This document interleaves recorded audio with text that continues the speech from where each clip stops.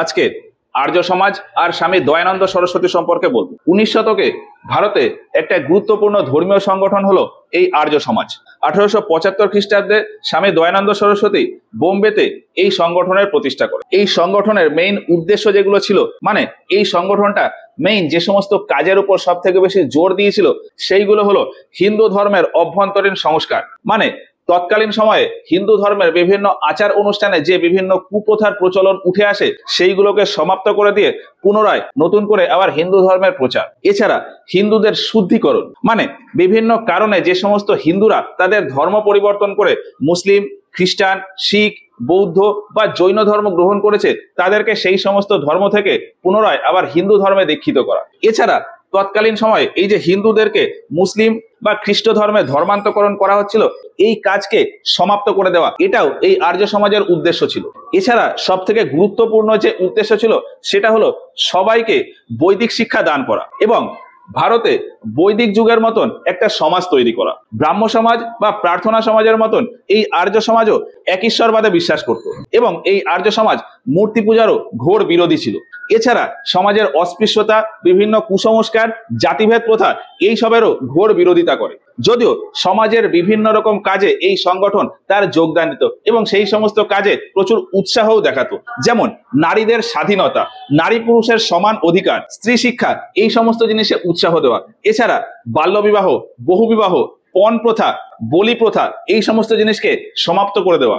এছাড়া বিধবা পুনর্বিবাহ, অসবর্ণ বিবাহ, এই সমস্ত বিষয়ে সম্মতি জানানো। এইসব কোনো একটা সংগঠন যখন প্রতিষ্ঠা হয় তখন তার কিছু নিয়ম থাকে, যারা ওই সংগঠনের সদস্য হয় তাদেরকে ওই সমস্ত নিয়ম কানুন মেনে চলতে হয়। সেই হিসাবে 1875 খ্রিস্টাব্দে যখন এই আর্য সমাজ প্রতিষ্ঠা হলো তখন এই সংগঠনের 28টা নিয়ম বা নীতির কথা বলা হয়, যদিও পরবর্তীতে সেটাকে 10টা নীতিতে কনভার্ট করে দেওয়া হয়। বলা হয় যারা এই 10টা নীতি বা নিয়ম পালন করবে তাদেরকেই প্রকৃত আর্য বলা হবে।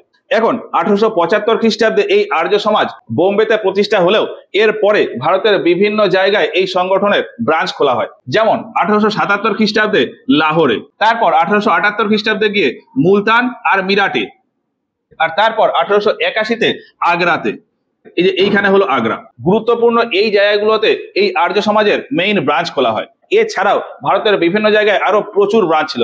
1883 খ্রিস্টাব্দে গিয়ে দেখা যায় যে সব থেকে বেশি ব্রাঞ্চ রয়েছে এই উত্তরপ্রদেশ এরিয়াতে, তারপর এই পাঞ্জাব এরিয়াতে। উত্তরপ্রদেশে টোটাল 74টা ব্রাঞ্চ ছিল, পাঞ্জাবে টোটাল 35টা ব্রাঞ্চ ছিল, আর সারা ভারত মিলিয়ে 1883 খ্রিস্টাব্দে এই আর্য সমাজের টোটাল 181খানা ব্রাঞ্চ ছিল। এখন উত্তরপ্রদেশে এই আর্য সমাজের সব থেকে বেশি ব্রাঞ্চ থাকলেও সব থেকে বেশি পপুলার হয় এই পাঞ্জাব এরিয়াতে। আর এই জন্যই 1877 খ্রিস্টাব্দে যখন লাহোরে এই আর্য সমাজের ব্রাঞ্চ স্থাপন করা হলো তখন এই সংগঠনের হেডকোয়ার্টার বোম্বে থেকে চেঞ্জ করে লাহোর করে দেওয়া হয়। আর এই আর্য সমাজের পপুলারিটি এতটাই বেশি ছিল যে ব্রাহ্ম সমাজ বা প্রার্থনা সমাজ থেকে প্রচুর মেম্বার ওই আর্য সমাজে এসে যোগ দেয়। এবার বেদে যে সমস্ত মন্ত্রের উল্লেখ রয়েছে সেগুলোর ব্যাখ্যা করাকে বলা হয় বেদ ভাষ্য। প্রচুর পণ্ডিত এরকম আছেন যারা এই বেদ ভাষ্য করেছেন, যেমন সায়ন, মহিধর এরা। এখন স্বামী দয়ানন্দ সরস্বতী মনে করতেন যে সায়ন বা মহিধর এরা বেদের ওই সমস্ত মন্ত্রের সঠিক ব্যাখ্যা করতে পারেনি, আর এই জন্য তিনি বেদ ভাষ্য লেখা শুরু করেন। 1876 সালে আর্য সমাজকে নিয়ে তিনি একটি রচনা শুরু করেন, ঋগ বেদাদি ভাষ্য ভূমিকা। যদিও এটা পুরোপুরি কমপ্লিট হয়নি, এতে ঋগ্বেদের পুরোটা ভাষ্য করা রয়েছে এবং যজুর্বেদের অল্প কিছুটা ভাষ্য হয়েছে। এবার বেদে গরুকে জীবন, পুষ্টি ও দেবত্বের প্রতীক বলে ধরা হয়। গরু আমাদেরকে যে দুধ দেয় তার সাহায্যে শিশু থেকে বৃদ্ধ বয়স পর্যন্ত একটা জীবনকে টিকিয়ে রাখা যায় এবং সমস্ত দেবতা এই গরুর দেহে বাস করেন। এখন বর্তমান সময়ে যেমন দেখা যায় যে গোহত্যার একটা প্রচলন রয়েছে। এছাড়া গরু যতদিন পর্যন্ত দুধ দিতে পারে বা যতদিন পর্যন্ত একটা গরু মানুষের কাজে আসে তারপর থেকে ওই গরুটার আর পরিচালনা হয় না। তৎকালীন সময়েও ভারতে ঠিক একই রকম অবস্থা দেখা যেত। এখন এই গোহত্যা বন্ধ করা আর গরুদের যাতে ঠিকঠাক ভাবে পরিচালনা হয় সেই জন্য আর্য সমাজের উদ্যোগে 1880 খ্রিস্টাব্দে একটা সংগঠন বা গোরক্ষার সমিতি তৈরি করা হয়, গো কৃষ্ণাদি রক্ষিণী সভা।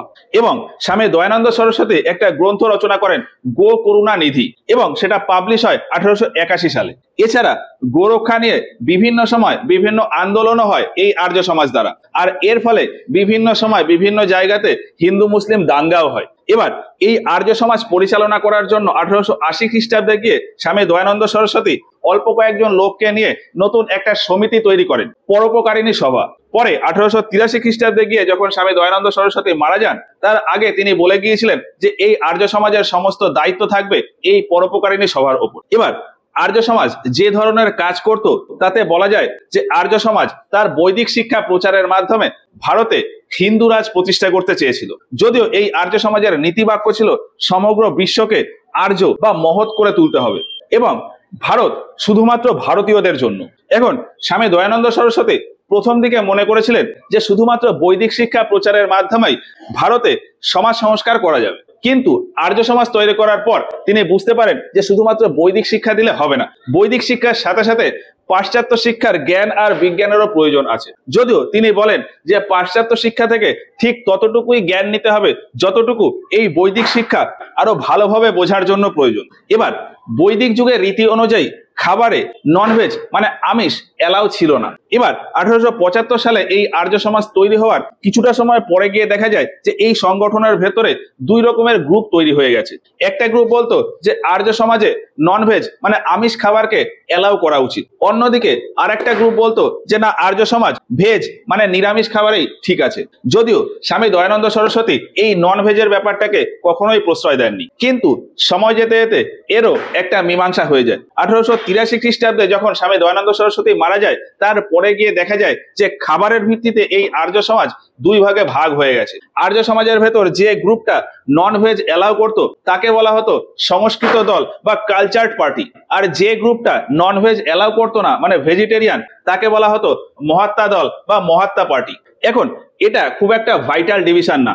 আর্য সমাজ সব থেকে ভাইটাল যে দুটো ডিভিশনে ভাগ হয়ে যায় সেটা হলো ডিএভি গ্রুপ আর গুরুকুল গ্রুপ। স্বামী দয়ানন্দ সরস্বতী জীবিত থাকাকালীন দেখেছিলেন যে এই আর্য সমাজের ভেতর দুটো ভাইটাল গ্রুপ তৈরি হয়ে গেছে। একটা গ্রুপ যেটা শুধুমাত্র তার বৈদিক শিক্ষা প্রচার করার মাধ্যমেই এই আর্য সমাজের কাজকে এগিয়ে নিয়ে যেতে চায়, আর আরেকটা গ্রুপ বৈদিক শিক্ষা তার পাশাপাশি পাশ্চাত্য শিক্ষাকেও এর সাথে নিয়ে আর্য সমাজের কাজকে এগিয়ে নিয়ে যেতে চায়। এখন একটা সংগঠনের ভেতর দুটো আলাদা চিন্তাধারা থাকলেও 1883 সাল পর্যন্ত কোনো চিন্তা ভাবনায় আলাদা করে কোনো কাজে আসেনি, কিন্তু 1883 খ্রিস্টাব্দে এই স্বামী দয়ানন্দ সরস্বতী মারা যাওয়ার পর কাজের ভিত্তিতে এই আর্য সমাজের ভেতর দুটো গ্রুপ তৈরি হয়। একটা গ্রুপ যেটা শুধুমাত্র বৈদিক শিক্ষার মাধ্যমে তার প্রচার করতে চায় সেটাকে বলা হয় গুরুকুল গ্রুপ, আর আরেকটা গ্রুপ যেটা বৈদিক শিক্ষা তার পাশাপাশি পাশ্চাত্য শিক্ষাকেও সাথে নিয়ে চলতে চায় সেটাকে বলা হয় ডিএভি গ্রুপ বা দয়ানন্দ অ্যাংলো বেদিক গ্রুপ। ওই গুরুকুল গ্রুপে যে সমস্ত গুরুত্বপূর্ণ ব্যক্তিরা ছিল তারা হলো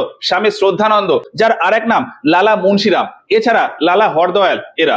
অন্যদিকে এই ডিএভি গ্রুপে যে সমস্ত গুরুত্বপূর্ণ ব্যক্তিরা ছিল তারা হলো লালা লাজপত রায়, লালা হংসরাজ, লালা দিওয়ানচাঁদ, পণ্ডিত গুরুদত্ত এরা। এই যে ডিএভি গ্রুপের কথা বললাম, এই ডিএভি গ্রুপ তারা নিজের মতন করে শিক্ষার প্রচার করার জন্য 1886 সালে একটা বোর্ড বা একটা ট্রাস্ট বা একটা সংগঠন যাই বলি না কেন এর প্রতিষ্ঠা করে, Dayanand Anglo Vedic College Trust and Management Society. এবং এই সোসাইটির মাধ্যমে 1886 সালেই লালা হংসরাজ লাহোরে ফার্স্ট ডিএভি স্কুল খোলে। তারপর 1919 খ্রিস্টাব্দে গিয়ে লালা দিওয়ানচাঁদের দ্বারা কানপুরে ডিএভি কলেজ খোলা হয়। আর এইভাবে বিভিন্ন সময় বিভিন্ন স্কুল কলেজ বা ইনস্টিটিউট হতে হতে বর্তমানে এই ডিএভি ট্রাস্টের আন্ডারে প্রায় 900টারও বেশি ইনস্টিটিউট রয়েছে। আর ওদিকে ওই গুরুকুল গ্রুপের কথা বললাম, এই গ্রুপের দ্বারা 1902 খ্রিস্টাব্দে হরিদ্বারে একটা ইউনিভার্সিটির প্রতিষ্ঠা হয়, গুরুকুল কাংরি ইউনিভার্সিটি। এবং এই ইউনিভার্সিটির আন্ডারেই স্বামী শ্রদ্ধানন্দ ওই 1902 সালেই হরিদ্বারে ফার্স্ট গুরুকুল স্কুল খোলে। এবার আর্য সমাজের বিষয়ে একটা জিনিস লক্ষ্য করা যায় যে ব্রাহ্ম সমাজ বা প্রার্থনা সমাজের মতন এই সংগঠনটা শুধুমাত্র শিক্ষিত লোকেদের ভেতরে সীমাবদ্ধ থাকেনি। আর্য সমাজ ছিল গণমুখী, মানে সমাজের সব ধরনের মানুষ এই আর্য সমাজের সাথে জুড়ে যায়। আর এই আর্য সমাজের মাধ্যমেই দেখা যায় যে প্রথমবার সমাজের সব ধরনের মানুষ একসাথে জুড়ে গিয়ে একটা আন্দোলনের রূপ নিয়ে নেয়। এর ফলে কিছু কিছু সময় দেখা যায় যে হিন্দু ধর্ম আক্রমণাত্মক হয়ে উঠেছে। যদিও স্বামী দয়ানন্দ সরস্বতী মারা যাওয়ার পর এর প্রভাব অনেকটাই কমে যায়। আর একটা বিষয় লক্ষ্য করা যায় যে স্বামী দয়ানন্দ সরস্বতী এই আর্য সমাজকে কোনো রাজনৈতিক রূপ না দিলেও তার মৃত্যুর পর এই আর্য সমাজ ধীরে ধীরে ভারতীয় রাজনীতিতে ঢুকে যায়। এবার এই আর্য সমাজে সব থেকে গুরুত্বপূর্ণ মুখ হলো স্বামী দয়ানন্দ সরস্বতী। 1875 খ্রিস্টাব্দে তিনি এই সংগঠনটা তৈরি করেন। যদিও এই সংগঠন তৈরি করার পিছনে তার জীবনের একটা কাহিনী রয়েছে, এইটা আমি একটু বলি। 1824 সালে গুজরাটে একটা ব্রাহ্মণ ফ্যামিলিতে এই স্বামী দয়ানন্দ সরস্বতীর জন্ম হয়। তবে তখন তার নাম ছিল মূল শঙ্কর তিওয়ারি। তার পিতা গুজরাটে ব্রিটিশ সরকারের আন্ডারে একটা ছোট পোস্টে কাজ করত। এখন ব্রিটিশ সরকারের আন্ডারে কাজ করা সত্ত্বেও তিনি তার ছেলে মূল শঙ্কর তিওয়ারিকে ইংরেজি মাধ্যমে কোনো কিছু শিক্ষা দিতে পারেননি। এই জন্যই মূল শঙ্কর খুব ছোটবেলা থেকেই সংস্কৃত বিভিন্ন শাস্ত্র অধ্যয়ন করে। ছোটবেলায় তার বোন আর তার কাকা কলেরা রোগে মারা যায়। এটা দেখে মূল শঙ্কর মৃত্যু চিন্তায় পড়ে আর কিভাবে অমর হওয়া যায় এই উপায় খুঁজতে থাকে। এবার এইভাবে চলতে চলতে যুবক বয়সে তার ভেতর বৈরাগী হওয়ার চিন্তা ভাবনা জন্ম নেয়। আর এই দেখে তার বাবা মা তাকে বিয়ে দেওয়ার সিদ্ধান্ত নেয়। কিন্তু মূল শঙ্কর বৈরাগী হওয়ার জন্য বিয়ের দিনই বাড়ি থেকে পালিয়ে যান। আর এই সময়টা 1846 সাল। পালিয়ে গিয়ে মূল শঙ্কর ব্রহ্মচর্য, সন্ন্যাস আর যোগ শিক্ষা লাভ করে। জঙ্গলে ঘুরতে ঘুরতে বিভিন্ন ব্রহ্মচারীর কাছ থেকে ব্রহ্মচর্যের শিক্ষা নেয়। তখন তার নাম হয় ব্রহ্মচারী শুদ্ধা চৈতন্য। এরপর পূর্ণানন্দ সরস্বতীর কাছ থেকে তিনি সন্ন্যাস লাভ করেন। আর তখনই ওই পূর্ণানন্দ সরস্বতী মূল শঙ্করকে নাম দেয় দয়ানন্দ সরস্বতী। এরপর জ্বালানন্দপুরী আর শিবানন্দগিরি এই দুজনের কাছ থেকে মূল শঙ্কর বা ওই দয়ানন্দ সরস্বতী যোগ বিদ্যার শিক্ষা লাভ করে। আর এই সমস্ত ঘটনা ঘটে 1846 থেকে 1855 সালের ভেতর। এরপর দয়ানন্দ নিজের মতন করে সারা ভারত ভ্রমণ করতে থাকে। ভ্রমণ করতে করতে 1860 খ্রিস্টাব্দে মথুরায় এসে পৌঁছায়। এখানে বিজয়ানন্দ দণ্ডির সাথে তার পরিচয় হয়। এরপর গুরু বিজয়ানন্দের কাছ থেকে তিনি হিন্দু ধর্মের শিক্ষা নেন। 1860 থেকে 1866 এই 6 বছর ধরে দয়ানন্দ গুরু বিজয়ানন্দের শিষ্য ছিলেন। বিজয়ানন্দ তাকে বলেছিলেন যে হিন্দু ধর্ম তার মূল ঐতিহ্য থেকে অনেকটাই সরে গেছে এবং এতে প্রচুর সংশোধনের প্রয়োজন। এখন দক্ষিণা হিসাবে দয়ানন্দ সরস্বতী তার গুরু বিজয়ানন্দকে প্রতিশ্রুতি দিয়েছিলেন যে বেদবিদ্যা, আর্য জ্ঞানের প্রচার আর হিন্দু সংস্কৃতিতে বেদের যথাযথ স্থান পুনরুদ্ধারের জন্য আমি নিজেকে উৎসর্গ করে দেব। আর এই প্রতিশ্রুতি রাখার জন্যই মূলত স্বামী দয়ানন্দ সরস্বতী বৈদিক শিক্ষা দানের ওপর এত বেশি জোর দেন। এবার এই যে এতদিন ধরে এত জায়গা থেকে বিভিন্ন রকম জ্ঞান প্রাপ্তি হলো, এইগুলো প্রয়োগ করার জন্য এই মূল শঙ্কর বা স্বামী দয়ানন্দ সরস্বতী বিভিন্ন জায়গায় বিভিন্ন রকম কাজ করেন। তার ভেতর দুটো ঘটনা খুব গুরুত্বপূর্ণ। প্রথমটা 1866 সালে। 1866 সালে হরিদ্বারে যে কুম্ভ মেলার আয়োজন করা হয়েছিল, সেখানে এই দয়ানন্দ সরস্বতী গিয়ে ওই হিন্দু আচার অনুষ্ঠানের প্রতিবাদ জানায়। তারপর 1869 খ্রিস্টাব্দে গিয়ে বারাণসীতে শাস্ত্র বিতর্কের জন্য বিভিন্ন পণ্ডিতদের আমন্ত্রণ জানায় এবং এই শাস্ত্র বিতর্ক হয়ও। এই বিতর্ক সভায় একদিকে ছিলেন স্বামী দয়ানন্দ সরস্বতী একা, আর অন্যদিকে ছিলেন বিভিন্ন বিষয়ে পারদর্শী 27 জন বিদ্বান এবং 12 জন বিশেষজ্ঞ পণ্ডিত। বেদ এবং মূর্তি পূজা এই ছিল এই বিতর্কের মূল বিষয়বস্তু। আর এই বিতর্কে স্বামী দয়ানন্দ সরস্বতী জিতে যান। এবার ধীরে ধীরে তিনি বুঝতে পারেন যে বৈদিক শিক্ষা দেওয়ার জন্য বৈদিক বিদ্যালয় খোলা প্রয়োজন। আর এই জন্য প্রথমেই 1869 খ্রিস্টাব্দে উত্তরপ্রদেশে একটা জায়গা আছে ফারুকাবাদ, এই ফারুকাবাদে প্রথম বৈদিক বিদ্যালয় স্থাপন করেন। এরপর উত্তরপ্রদেশেই আরো বিভিন্ন জায়গায় বিভিন্ন বিদ্যালয় খোলে, যেমন 1870 খ্রিস্টাব্দে কাশগঞ্জ, মির্জাপুর, চালেসার এইসব জায়গায়। এরপর 1873 খ্রিস্টাব্দে বারাণসীতে তিনি বিদ্যালয় খোলেন এবং এই সমস্ত স্কুলে জাতি, ধর্ম, বর্ণ, অর্থনৈতিক অবস্থা সবকিছুকে বাদ দিয়ে সমস্ত রকমের ছাত্রছাত্রী পড়াশুনো করত। এমনকি অব্রাহ্মণ ছেলেমেয়েরাও এই বৈদিক স্কুলে পড়তে আসতো। এবার বৈদিক স্কুলের মাধ্যমে এই বৈদিক শিক্ষার প্রচার তো হতো, কিন্তু এর পাশাপাশি স্বামী দয়ানন্দ সরস্বতী তার মতামত প্রচার করার জন্য ভারতের বিভিন্ন জায়গাতেও যান। সেই হিসাবে 1872 খ্রিস্টাব্দে তিনি কলকাতাতে আসেন। কলকাতাতে তখন একটা সংগঠন ছিল আদি ব্রাহ্ম সমাজ। এই আদি ব্রাহ্ম সমাজের ধারণা আর স্বামী দয়ানন্দ সরস্বতীর ধারণা মোটামুটি খানিকটা একই রকম। আর এই জন্য স্বামী দয়ানন্দ সরস্বতী ওই আদি ব্রাহ্ম সমাজের কর্ণধার দেবেন্দ্রনাথ ঠাকুরকে বলেছিলেন যে কলকাতাতে আমি একটা বৈদিক স্কুল খুলতে চাই এবং সেটা আপনার সংগঠনের সাথে থেকেই। কিন্তু দেবেন্দ্রনাথ ঠাকুর এই প্রস্তাবে রাজি হয়নি। তো যাই হোক, এরপর 1874 সালে স্বামী দয়ানন্দ সরস্বতী বোম্বেতে যান। বোম্বেতে গিয়ে তিনি প্রার্থনা সমাজের সাথে পরিচিত হন। এখন প্রার্থনা সমাজের সাথেও স্বামী দয়ানন্দ সরস্বতীর ধারণা কিছুটা মেলে। আর সেই হিসাবে স্বামী দয়ানন্দ সরস্বতী প্রার্থনা সমাজের সাথে বিভিন্ন কথাবার্তা বলার পর একটা প্রস্তাব দেয় যে প্রার্থনা সমাজের নাম পাল্টে আর্য সমাজ রাখা হোক। এখন স্বাভাবিকভাবেই প্রার্থনা সমাজ এই প্রস্তাবে রাজি হয়নি। এবার স্বামী দয়ানন্দ সরস্বতী ধীরে ধীরে বুঝতে পারেন যে মানুষকে আর্য পথে আনতে গেলে নিজের একটা সংগঠন থাকা প্রয়োজন, অন্যের সংগঠনের ভরসায় বসে থাকলে হবে না। আর সেই হিসাবে পরের বছর 1875 খ্রিস্টাব্দের 7ই মার্চ 23 জন মেম্বারকে নিয়ে বোম্বেতে নতুন একটা সংগঠনের প্রতিষ্ঠা করেন, সেটাই হলো আর্য সমাজ। এবার স্বামী দয়ানন্দ সরস্বতী মনে করতেন যে একদম শুরুর দিকে হিন্দু ধর্ম শুধুমাত্র বেদের ওপর ভিত্তি করেই ছিল, কিন্তু পরবর্তীকালে উপনিষদ, আরণ্যক, পুরাণ, বেদান্ত এইগুলোকেও এই বেদের অংশ বলে ধরা হয়। আর এর জন্যই ধীরে ধীরে হিন্দু ধর্ম তার মূল জায়গা থেকে অনেকটা শিফট হয়ে গেছে। তিনি বলতেন ওই উপনিষদ, পুরাণ, আরণ্যক, বেদান্ত এইগুলোর কোনোটাই বেদের অংশ না। হিন্দু ধর্ম শুধুমাত্র বেদের ওপর ভিত্তি করেই, যে সমস্ত ব্যক্তি শুধুমাত্র বেদের ওপর বিশ্বাস করেন, শুধুমাত্র বেদ মানেন, তারাই প্রকৃত হিন্দু বা আর্য হিন্দু। আর যারা বেদ মানুক বা না মানুক, অন্যান্য শাস্ত্রগ্রন্থ মানে, তাদেরকে বলা হয় সনাতনী হিন্দু। আর এই ধারণার উপর ভিত্তি করেই 1875 খ্রিস্টাব্দে স্বামী দয়ানন্দ সরস্বতী ওই আর্য সমাজের মাধ্যমে একটা স্লোগান তোলেন যে বেদের দিকে যাও বা বেদ কি ওর লটো।